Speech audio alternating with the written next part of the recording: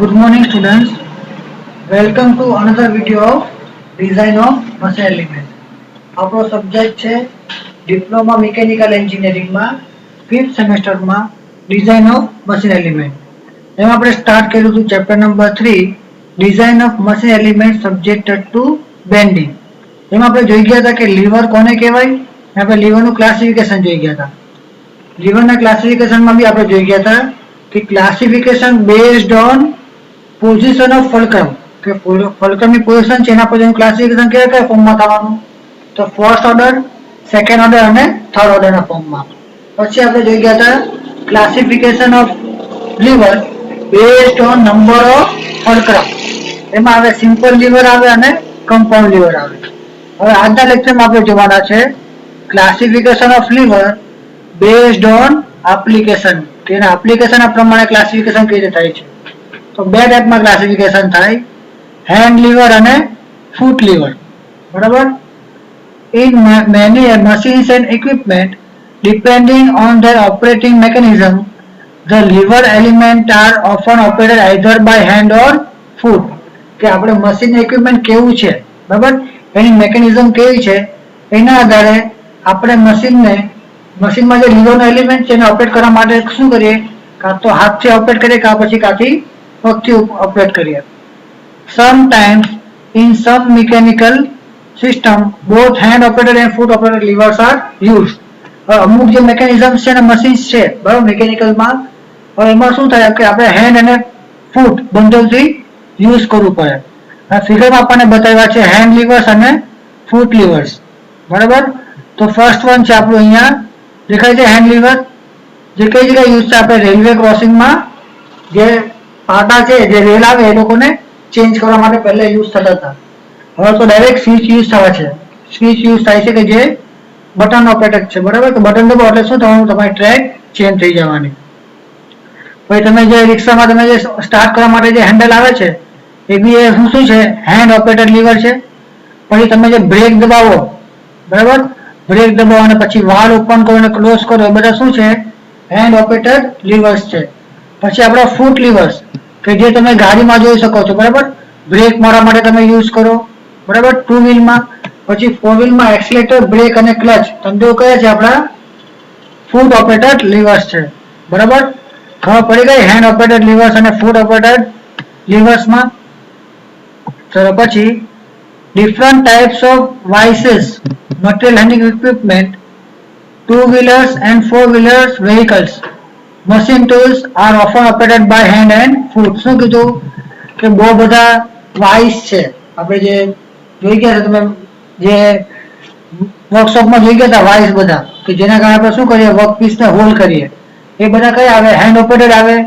પછી material handling equipment આવે, two wheeler છે, ફોર વ્હીલર છે, બધામાં શું હોય, હેન્ડ ઓપરેટેડ કા પછી ફૂટ ઓપરેટેડ લીવર હોય, જે આપણે ફિગરમાં જોઈ ગયા. હવે આપણે જોવાનું છે ગાડી ડિઝાઇન પ્રોસિજર ઓફ લીવર.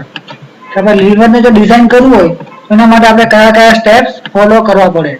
બરાબર.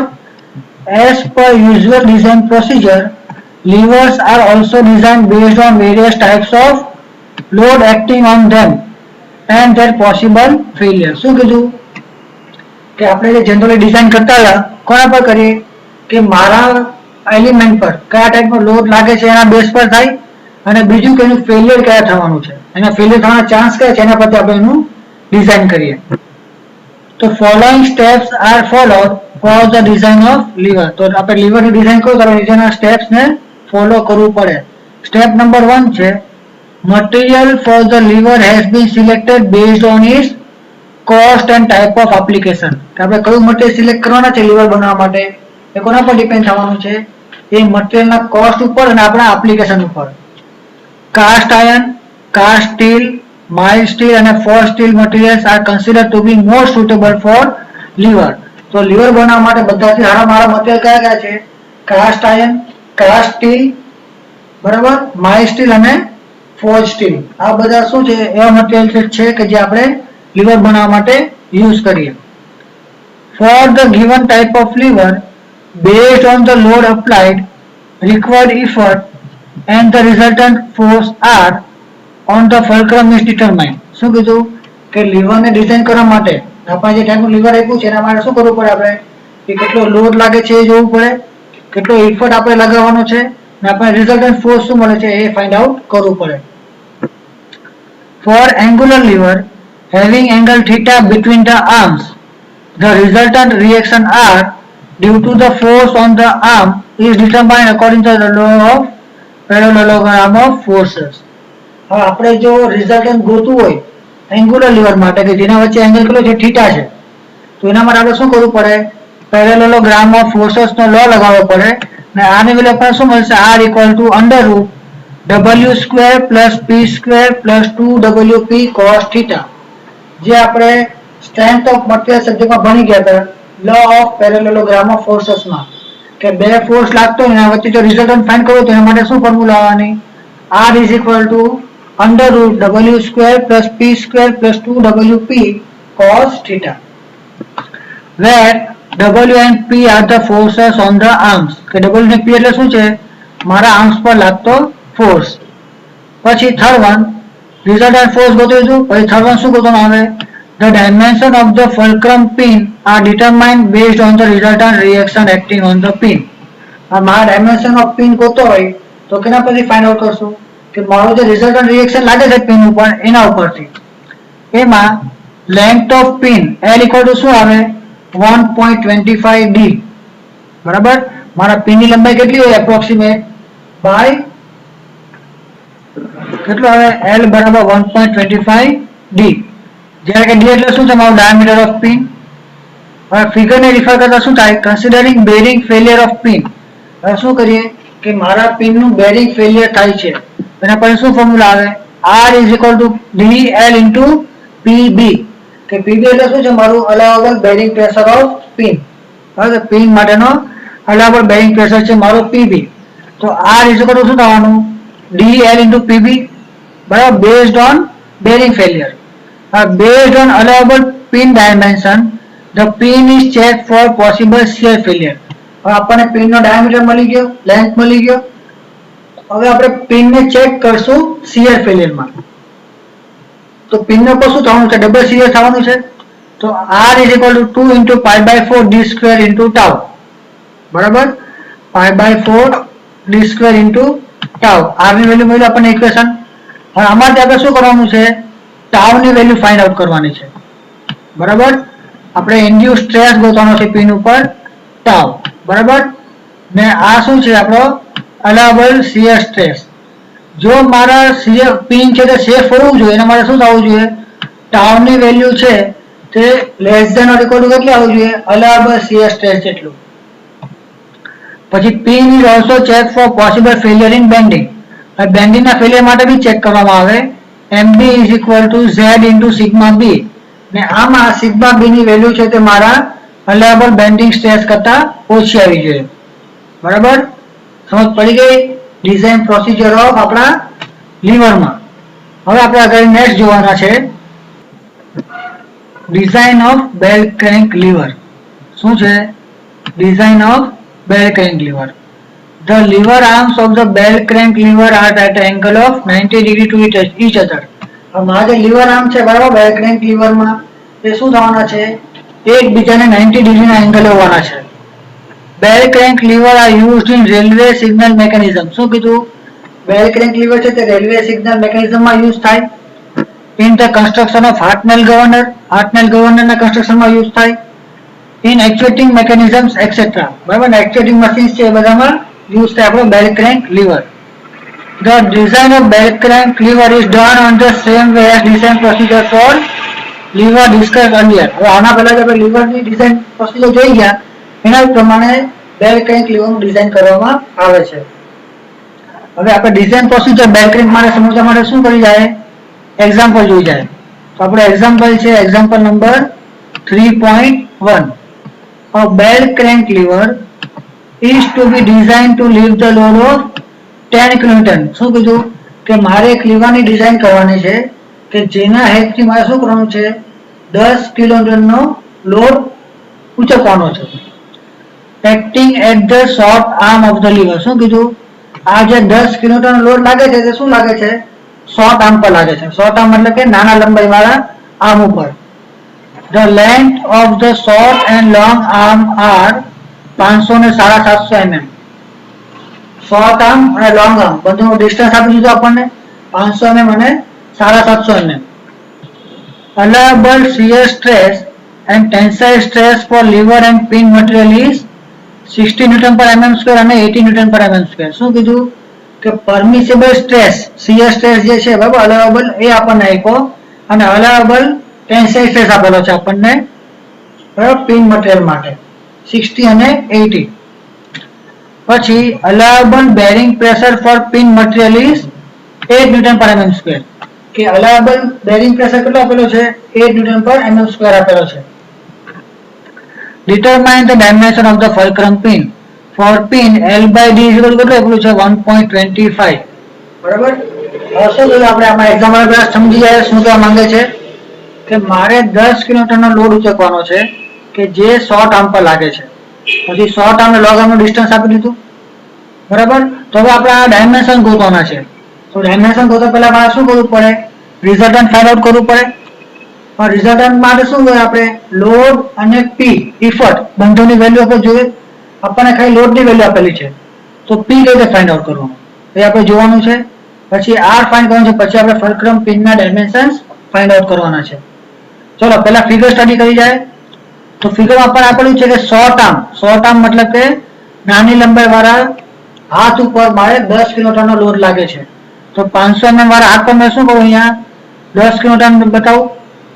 હવે આ લોડને ઉચકવા માટે શું કરવું પડે મારે અહીંયા ઇફર્ટ આપવો પડે પી જેટલો કે જે કયા પર લાગે છે 750 mm પર લાગે છે બરાબર.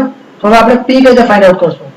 તો આમાં શું થવાનું કે આપણો જે ડબલ લોડ છે એના કારણે શું થવાનું મારા ફલ્ક્રમ પિન પર મોમેન્ટ લાગવાનો અહીંયા બરાબર L into load P into L એટલું આપણને શું થાય મોમેન્ટ ક્રિએટ થવાનો છે. સેમ રીતે આ P ના કારણે આ મોમેન્ટ ક્રિએટ થવાનો છે. હવે આ લોડ ક્યારે ઉચકાય કે જ્યારે મારો મોમેન્ટ છે P ના કારણે એ W જેટલો જ મોમેન્ટ હોય એટલે શું થઈ જવાનું કે P into L is equal two W into L2 બરાબર. P into L1 is equal two W into L2 કે જ્યારે L1 કેટલું છે આપણું 750 અને W L2 કેટલું છે 500 mm. તો આમાંથી P ની વેલ્યુ મળી જાય 10,000 ઇન્ટુ 500 બાય 750 કેટલું મળશે 6,667 ન્યૂટન. એટલે આપણને ઇફર્ટ મળી ગયો. હવે ઇફર્ટ મળી ગયો પછી આપણને ઇઝીલી R ની વેલ્યુ મળી જશે રિઝલ્ટન્ટ ફોર્સની. ફોર્મ્યુલા યુઝ કરો R is equal to under route P square plus W square plus 2PW cos theta. હવે બેલ કરંટ લીવર માટે થીટાની વેલ્યુ કેટલી છે 90. તો cos 90 બરાબર શું થઈ જવાનું 0 બરાબર. એટલે શું આવશે R equal to under route P square plus W square બરાબર. તો આમાંથી આપણને R ની વેલ્યુ મળી જશે R equal to under root 6667 નો સ્ક્વેર પ્લસ 10,000 નો સ્ક્વેર. તો R ની વેલ્યુ મળશે 12019 ન્યૂટન. હવે એટલે આપણને R મળી ગયું. હવે આપણે ફલ્ક્રમ પિન નું ડિઝાઇન કરવાનું છે બરાબર. તો કેવું થવાનું considering bearing failure of pin નું મેં બેરિંગ ફેલિયર કન્સિડર કરું તો શું મળે R is equal to DL into PB. PB ની વેલ્યુ આપેલી છે ને L બાય D નો રેશિયો બી આપેલો છે. તો વેલ્યુ ઇનપુટ કરી દો તો 12019 is equal to D into 1.25 D into 8 બરાબર. તો D is equal to કેટલું આવવાનું 35.67 which is nearly equal to 36 mm. D ની વેલ્યુ આપણે શું કરીએ L ના ઇક્વેશન મૂકીએ 1.25 D માં. તો D બરાબર 36 mm અને L બરાબર 45 mm. D અને L મળી ગયો. હવે આપણને ડાયામીટર અને લેન્થ તો મળી ગયું પણ હવે આપણે એનું ફેલિયર બી ચેક કરવું પડે કે આપણી જે વેલ્યુ મળી એ સાચી છે કે નહીં. એના માટે શું કરીએ આપણે એને ફેલિયરમાં ચેક કરીએ. તો considering the fulcrum pin for shear failure કે શિયર ફેલિયર માટે મેં શું કરું ફલ્ક્રમ પિનને ચેક કરું. તો R is equal to 2 into pi by 4 D square tau બરાબર. તો 12019 is equal to 2 into pi by 4 into 36 square into tau. હવે આ જે ઇક્વેશન છે એમાંથી ટાઉની વેલ્યુ ફાઇન્ડ આઉટ કરો કેટલી આવે 5.9 ન્યૂટન પર mm સ્ક્વેર. જે કે મારી ટાઉની વેલ્યુ મળી લે શું છે મારા અલાયબલ શિયર સ્ટ્રેસ કરતા ઓછી છે, મતલબ કે મારી પિન શું છે, સેફ છે, બરાબર. શિયર ફેલિયરમાં મારી પિન સેફ થઈ ગઈ. હવે એના ક્રોસ સેક્શનના design of lever cross section. હવે લીવરના ક્રોસ સેક્શન ડિઝાઇન કરીએ આપણે. તો શું છે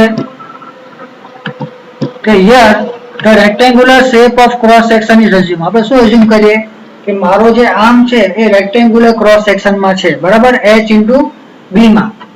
તો h આપણે હાઈટ લઈ લે ને b એટલે બ્રીથ લઈ લે ને રિલેશન લઈ લે general h equal to 3b જેટલો, બરાબર. ચાલો પછી maximum bending moment is equal two mb. મારો જે મેક્સિમમ બેન્ડિંગ મોમેન્ટ કેટલો છે, mb જેટલો છે ને mb ની વેલ્યુ કેટલી આવે, p ઇન્ટુ l1. તો mb કેટલું મળ્યું આપણને 5,00250 ન્યૂટન ઇન્ટુ mm. પછી આપણને ખબર છે કે mb ઇઝ ઇક્વલ ટુ શું થવાનું, z ઇન્ટુ સિગ્મા b, બરાબર. બેન્ડિંગ માટેના જનરલ ઇક્વેશન માંથી આપણે લીધેલું છે, ફંડામેન્ટલ ઇક્વેશન ઓફ બેન્ડિંગ માંથી.